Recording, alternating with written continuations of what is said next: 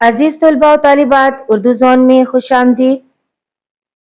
जमात नहम की दरसी किताब नए सिलेबस के मुताबिक, जो कि पंजाब बोर्ड और फेडरल बोर्ड के निसाब के मुताबिक है। आज हम गज़ल ख्वाजा हैदर अली आतिश की गज़ल पढ़ेंगे, जिसका मतला है, सुन तो सही जहां में है तेरा फसाना क्या, कहती है तुझको खल्क़े खुदा गायबाना क्या। ये इस शेर का मतला है, जो कि जुबान ज़दे आम होकर एक ज़रबुल मिसल की हैसियत भी इख्तियार कर गया है। जहां में का मतलब होता है, सबसे पहले मुश्किल अल्फाज के मायने देख लेते हैं। जहां में का मतलब है दुनिया में, फसाना कहते हैं जिक्र हो जाना किसी का, या कोई बातें करना, या किसी की शोहरत होना, किस्सा। खल्के खुदा, खुदा की मखलूक। अगर हम ये देखें तो ये मुरक्कब इजाफी भी है। तो आप जब इसके शेर के फनी महासन लिखेंगे ना, तो उसमें खल्के खुदा जो है वो लिखेंगे आप मुरक्कब इजाफी। ठीक है। गायबाना का मतलब होता है गैर मौजूदगी में या अदम मौजूदगी में। बढ़ते हैं शेर के मफहूम की जानिब। इस शेर का मफहूम कुछ यूं है कि लोग डर या मुरवत की वजह से किसी के सामने सच नहीं कह सकते, इसलिए किसी की गैर मौजूदगी में कही गई बातें बिल अमूम दुरुस्त होती हैं। यानी वो बातें जो कोई शख्स हमारी गैर मौजूदगी में हमारे बारे में करता है। मजीद वजाहत करते हैं, इस गजल की तशरीह देखिए। गजल में आमतौर पर हुस्न और इश्क की कैफियत का इजहार किया जाता है। यहाँ पर आतिश ने बिल्कुल ही अलग अंदाज अपनाया है। वो महबूब से मुहातिब होकर कहते हैं कि तेरे चाहने वाले तेरे सामने तो तेरी तारीफ करते हैं, महफिल में अजराह मुरवत जमीन और आसमान के कलाबे मिला देते हैं, यानी बहुत ज्यादा तेरी तारीफ करते हैं, लेकिन तेरी अदम मौजूदगी में, तेरी गैर मौजूदगी में तेरे बारे में तरह तरह की बातें करते हैं, जिन्हें अगर तू सुन ले तो तुझे नागवार गुजरे। तू अपने रवैये पर गौर कर और सोच कि ऐसा क्यों है। इस शेर का एक मतलब यह भी हो सकता है कि ए हाकिमे वक्त, तू इस खुशफहमी में है कि तू जो कहता है या करता है लोग उसको पसंद करते हैं, लेकिन तुझे खबर ही नहीं कि लोग तेरे बारे में क्या सोचते हैं। दुनिया में तेरे मुतालिक क्या कहानियां बनी हुई हैं वो भी सुन ले, और ये भी जान ले कि दुनिया तेरी पीठ पीछे यानी तेरी गैर मौजूदगी में तुझे किस तरह से याद करती है। तो दोनों तरह से आप इसकी तशरीह कर सकते हैं कि महबूब की गैर मौजूदगी में लोग उसके बारे में क्या बातें करते हैं, या फिर लोगों का डर और खौफ इतना है कि हाकिमे वक्त के सामने तो वो उसकी तारीफ करते हैं, मगर उसकी गैर मौजूदगी में उसकी पीठ पीछे उसकी बुराइयां करते हैं और उसको बुरा समझते हैं। बढ़ते हैं शेर नंबर 2 की जानिब। जेरे जमीन से आता है जो गुल सो जर बकफ, कारून ने रास्ते में लुटाया खजाना क्या। जेरे जमीन, जमीन के नीचे, तो ये भी मुरक्कब इजाफी होगा। गुल कहते हैं फूल को, जर बकफ यानी हाथ में सोना लिए, कफ कहते हैं ना हथेली को, तो जर जर कहते हैं सोने को, सोना गोल्ड, जर बकफ हाथ पे सोना लिए हुए। कारून, ये सनत तलमी है इसमें इस्तेमाल हुई। कारून जो है हजरत मूसा अलैहिस्सलाम के जमाने का एक बहुत जो है अमीर शख्स था। ठीक है, तो ये उसके आगे जब तशरीह करूंगी तो वजाहत करती हूँ। खजाना, खजाना कहते हैं कीमती दौलत जिसमें सोना चांदी जेवरात वगैरह मौजूद होते हैं। तो ये शेर जो है वो सनत तलमी की मिसाल है। जब आप इसके फनी महासन लिखेंगे तो इसमें आ जाएगा जेरे जमी मरकब इजाफी, इसके बाद आ जाएगा कारून सनत तलमी, जरे बेकफ ये हो जाएगा हाथ के नीचे या हाथ पर। ठीक है। शायर ने इस शेर में जो तलमी इस्तेमाल की है, यानी किसी तारीखी वाक्य की तरफ इशारा किया है। कारून का लफ्ज यहाँ बतौर तलमी इस्तेमाल हुआ है। कारून को अल्लाह ने कसीर मालो जर दिया था, मगर वो मगरूर हो गया और हजरत मूसा अलैहिस्सलाम की दावत की मुखालफत में हर हद से तजावज कर गया। तो अल्लाह ताला ने क्या किया, उसके मालो दौलत समेत उसको जमीन में धंसा दिया। یہاں پر اس شعر میں شاعر اسی بات کی طرف اشارہ کرتے ہوئے کہتے ہیں کہ ہو سکتا ہے اس کے خزانے کا اثر ان پھولوں پر موجود زردانوں میں، جو زرد رنگ کے دانے ہوتے ہیں نا باریک باریک سے، وہ جو پھول کے اندر گولڈن کلر کے دانے ہوتے ہیں اس کو کہہ رہے ہیں. تو اس لیے وہ جو پھول ہے جو زمین میں اگتا ہے وہ سونے میں لپٹا ہوا ہوتا ہے.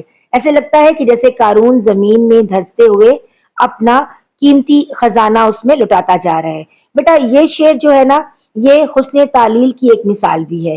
حسن تعلیل میں کیا ہوتا ہے؟ بات کو بڑھا چڑھا کر بیان کرنا، ایسی علت یا ایسی وجہ بیان کرنا. پچھلے لیکچر میں ہم نے وضاحت کی ہوئی ہے، آپ وہ لیکچر دیکھ سکتے ہیں کہ حسن تعلیل کسی بات کی ایسی علت یا وجہ بیان کرنا جو اصل میں اس کی وجہ نہیں ہوتی، لیکن اس سے شعر میں ایک حسن پیدا ہوتا ہے.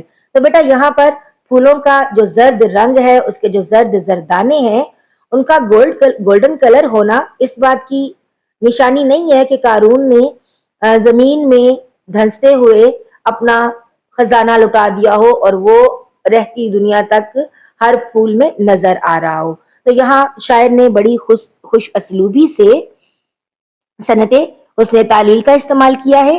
فنی محاصر میں دیکھ لیجئے گا، صنعت حسن تعلیل کا استعمال ہے، صنعت تلمیح ہے، مرکب اضافی ہے. ٹھیک ہے. اچھا، کیا جو لفظ ہے نا، اس کو آپ حرف استفہام کے طور پر بھی لکھ سکتے ہیں. بڑھتے ہیں اپنے اگلے شعر کی جانب. تبلو علم ہی پاس ہے اپنے نہ ملک و مال، ہم سے خلاف ہو کے کرے گا زمانہ کیا. تبل کہتے ہیں ڈھول کو، علم کہتے ہیں جھنڈا. تبل و علم مرکب عطفی. ملک کہتے ہیں بادشاہت کو، بادشاہی کو. مال کا مطلب ہے دولت. خلاف جو ہماری مخالفت کرتا ہو. زمانہ کہتے ہیں دنیا کو، یا یعنی یہ جو لوگ ہیں وقت کو کہتے ہیں. العصر کا لفظ بھی جو استعمال ہوتا ہے نا زمانے کے لیے. تو یہاں پر اس شعر میں اگر ہم دیکھیں، لوگ جو ہے نا آپ کے مخالف تبھی ہوتے ہیں جب آپ امیر ہو، یا آپ کے پاس کوئی اتھارٹی ہو، یا آپ کے پاس کوئی حکومت ہو جس کی وجہ سے لوگ آپ کے خلاف ہو جاتے ہیں. پر یہاں پر شاعر یہ کہہ رہے ہیں، خواجہ حیدر علی آتش جو کہ جن کو شاعر قلندر بھی کہا جاتا ہے، وہ توکل اور قناعت کا پیکر تھے.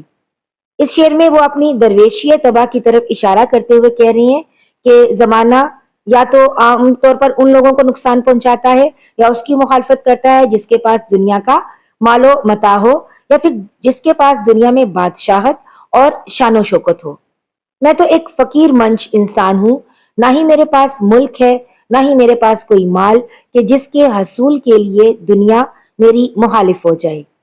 اور اگر یہ دنیا اور یہ لوگ میرے مخالف ہو بھی جائیں تو پھر بھی انہیں مجھ سے کوئی چیز حاصل نہیں ہوگی، اور نہ ہی وہ لوگ میرا کچھ بگاڑ سکتے ہیں. میرا کچھ نہیں بگڑے گا. کیونکہ اس شعر میں شاعر یہ کہتا ہے کہ مال و متاع کی کثرت سے دلوں میں پیدا ہونے والے حسد کی طرف اشارہ کیا گیا ہے. مفہوم میں آپ یہ لکھ سکتے ہیں کہ مال و متاع کی کثرت لوگوں کے دلوں میں حسد کا باعث بنتی ہے. شاعر یہ بتاتے ہیں کہ بعض اوقات مال و دولت کی کثرت سے دلوں میں حسد پیدا ہوتا ہے، جس سے رکاوٹیں اور رنجشیں اور عداوتیں جنم لیتی ہیں اور لوگ ایک دوسرے کی نفرت کا شکار ہو جاتے ہیں. تو یہاں پر شاعر یہ بتا رہے ہیں کہ میرے پاس ایسی کوئی بھی چیز نہیں ہے، نہ ہی میرے پاس مال و دولت ہے، نہ ہی میرے پاس یعنی نکارہ ڈھول اور جھنڈا. دیکھیں پرانے زمانے میں تبل اور جھنڈا جو ہے نا، وہ جب حکومتیں دوسرے لوگوں کے ساتھ جب لڑائی جھگڑا کرتی تھیں، تو جب وہ دوسرے ملک کے اوپر، دوسرے علاقے کے اوپر قبضہ کرتی تھیں تو وہ اپنا جھنڈا وہاں پر گاڑ دیتی تھی، جس سے پتہ چل جاتا تھا کہ اب فلاں کی حکومت آ گئی ہے. اور نکارہ بجایا جاتا تھا، یعنی ایک بڑا سا ڈھول ہوتا تھا جو اونچائی پہ رکھنے کے بعد اشارہ کیا جاتا تھا کہ ہم نے اس ملک پر قبضہ کر لیا ہے. بڑھتے ہیں اپنے اگلے شعر کی جانب. چاروں طرف سے صورت جانا ہو جلوہ گر، دل صاف ہو تیرا تو آئینہ خانہ ہے کیا. اس شعر کا مفہوم کچھ یوں ہے کہ اگر انسان کا دل صاف ہے تو اسے ہر طرف اپنے رب کا جلوہ دکھائی دیتا ہے. مشکل الفاظ دیکھ لیتے ہیں. جلوہ گر یعنی نظر آنا، ظاہر ہونا. آئینہ خانہ ایسا کمرہ جہاں چاروں طرف آئینے لگے ہوں، یعنی جس میں اس کو اپنا عکس نظر آتا ہو۔ بیٹا اگر آپ اس کے فنی محاسن لکھ رہے ہیں تو آئینہ خانہ یہ لاحقہ بھی ہوگا، خانہ اس میں لاحقہ ہے۔ صورت جانا محبوب کی صورت، تو یہ کیا ہو جائے گا؟ مرکب اضافی۔ بڑھتے ہیں تشریح کی جانب۔ آئینہ خانہ اس کمرے یا مکان کو کہتے ہیں جس کی دیواروں پر ہر طرف آئینے لگا دیے ہوں اور چاروں طرف جدھر بھی آدمی دیکھے اسے اپنا ہی عکس نظر آئے، یعنی اپنی ہی شکل نظر آئے۔ شاعر یہ کہتا ہے کہ جب انسان کسی کی محبت میں کھو جاتا ہے تو پھر اسے چاروں طرف محبوب کا جلوہ نظر آتا ہے، اور اگر عشق سچا ہے تو محبوب کا تصور ہر وقت اس کے دل و دماغ پر چھایا رہے گا۔ حوالے کا شعر دیکھیں، دل کے آئینے میں ہے تصویر یار، جب ذرا گردن جھکائی دیکھ لی۔ حقیقی معنوں میں اگر ہم اس شعر کو دیکھیں، یعنی اگر ہم اس کے حقیقی معنی میں تشریح کریں، عشق مجازی اور عشق حقیقی، اگر ہم اس کی عشق حقیقی کے معنوں میں اس کی تشریح کرتے ہیں تو پھر یہ شعر تصوف کا مضمون بیان کرتا ہے۔ انسان اپنے دل کو گناہوں کی آلودگی سے پاک کر کے ذکر کی مٹی سے خوب چمکا لے تو پھر وہ انوار و تجلیات کا مرکز بن جاتا ہے اور اسے اللہ کے جلوے ہر طرف نظر آتے ہیں۔ کائنات کے ذرے ذرے میں اللہ تعالیٰ کے نور کا ظہور دکھائی دیتا ہے۔ حوالے کا شعر آپ یوں لکھ سکتے ہیں، جگ میں آ کر ادھر ادھر دیکھا، تو ہی نظر آیا جدھر دیکھا۔ تو بیٹا اس شعر کی تشریح عشق حقیقی کے طور پر بھی آپ کر سکتے ہیں اور عشق مجازی کے طور پر بھی، یعنی جو محبوب ہوتا ہے نا، جس سے محبت کی جاتی ہے، تو وہ دل کے آئینے میں اس کو ہر طرف وہی نظر آتا ہے، جہاں وہ دیکھتا ہے اسے اپنے محبوب کی صورت ہی دکھائی دیتی ہے۔ اگر آپ عشق حقیقی کے طور پر اس کی تشریح کریں گے تو آپ یہ نیچے والا شعر لکھیں گے، جگ میں آ کر ادھر ادھر دیکھا، تو ہی نظر آیا جدھر دیکھا۔ اور اگر آپ عشق مجازی کے معنوں میں تشریح کریں گے تو پھر آپ حوالے کا شعر لکھیں گے، دل کے آئینے میں ہے تصویر یار، جب ذرا گردن جھکائی دیکھ لی۔ بڑھتے ہیں اگلے شعر کی جانب۔ آتی ہے کس طرح سے میری قبض روح کو، دیکھوں تو موت ڈھونڈ رہی ہے بہانہ کیا۔ قبض روح کا نکلنا، جان کا نکلنا۔ بہانہ کہتے ہیں سبب کو یا وجہ کو۔ اس شعر کی تشریح کچھ اس طرح سے ہے کہ اللہ تعالیٰ نے قرآن حکیم میں مختلف مواقع پر موت کی حقیقت کی طرف اشارہ کیا ہے، جیسا کہ ایک جگہ پر ارشاد باری تعالیٰ ہے کہ ہر نفس نے موت کا ذائقہ چکھنا ہے۔ اسی طرح ایک اور جگہ اللہ تعالیٰ نے ارشاد فرمایا ہے کہ کائنات میں جو کچھ بھی ہے وہ فنا ہونے والا ہے۔ فنا ہونا مطلب ختم ہو جانا۔ تو اس شعر میں شاعر موت کو ایک حقیقت کے طور پر تسلیم کرتے ہوئے کہتا ہے کہ دیگر انسانوں کی طرح اسے بھی موت کو گلے لگانا ہے، موت سے فرار کسی صورت ممکن نہیں۔ لیکن زمانے کا چلن ہے کہ جب کوئی آدمی دنیا سے رخصت ہوتا ہے، دنیا سے چلا جاتا ہے، تو اس کے بارے میں لوگ سوال کرتے ہیں کہ اسے موت کیسے آئی، کوئی حادثہ ہوا یا کوئی بیماری موت کا سبب بنی، یعنی موت نے کس بہانے سے اسے آ لیا ہے۔ شاعر کہتے ہیں کہ جب مجھے موت اپنے مقررہ وقت پر ہی آئے گی، لیکن معلوم نہیں ہے کہ میری موت کا بہانہ یعنی میری موت کا سبب کیا ہوگا، کیا میں کسی حادثے کا شکار ہوں گا یا مجھے کوئی بیماری آ لے گی۔ تو بیٹا کسی کو بھی معلوم نہیں ہے نا کہ اس کی موت کا سبب کیا ہوگا۔ یوں تو اس کا علم اور اختیار کیا ہے، کس کے پاس ہے؟ اللہ کے پاس ہے۔ لیکن شاعر یہ کہتا ہے کہ مجھے اتنا ہی دیکھنا ہے کہ موت کا فرشتہ میری موت کا کیا بہانہ ڈھونڈ رہا ہے۔ ٹھیک ہو گیا کہ میری جو جان ہے، میری جو روح قبض کی جائے گی، میری جو جان نکلے گی، وہ میری جان کس طرح سے نکلے گی۔ میں یہ سوچتا رہتا ہوں کہ موت جو ہے وہ کون سا بہانہ ڈھونڈے گی، کون سی وجہ بنائے گی میری زندگی کو ختم کرنے کا، کہ وجہ کیا ہوگی، کیا سبب ہوگا۔ پر شاعر کو یہ لگتا ہے کہ یہ تو مجھے پتا ہے کہ جیسے ہر ایک انسان کو موت آنی ہے، کل نفس ذائقۃ الموت، ہر انسان نے موت کا مزہ چکھنا ہے، پر یہ نہیں پتا کہ وہ کس وقت آئے گی. اگلے شعر کی جانب بڑھتے ہیں.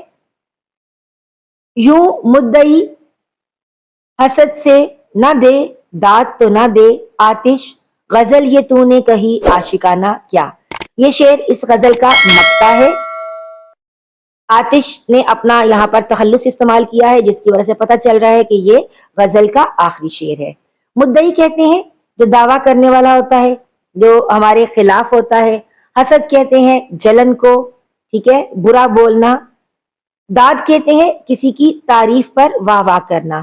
عاشقانہ کا مطلب محبت بری. بیٹا حیدر علی آتش کا شمار جو ہے لکھنؤ کے ایک بہت اہم اور بڑے شعراء میں ہوتا ہے. ان کے اشعار میں معنی آفرینی قابل داد ہے. انہیں اپنے طرز کلام اور زبان و بیان پر فخر ہے.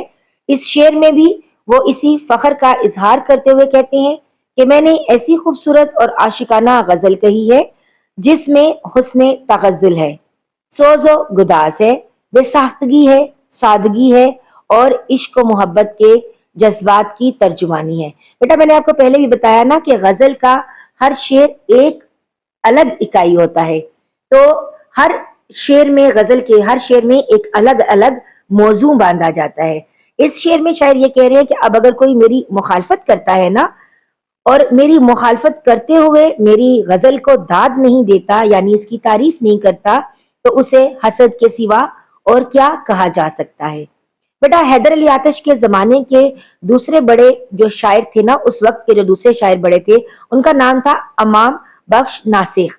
ان دونوں کی شاعرانہ چشمکش چلتی رہتی تھی، یعنی یہ ان کی شاعرانہ چپکلش چلتی رہتی تھی.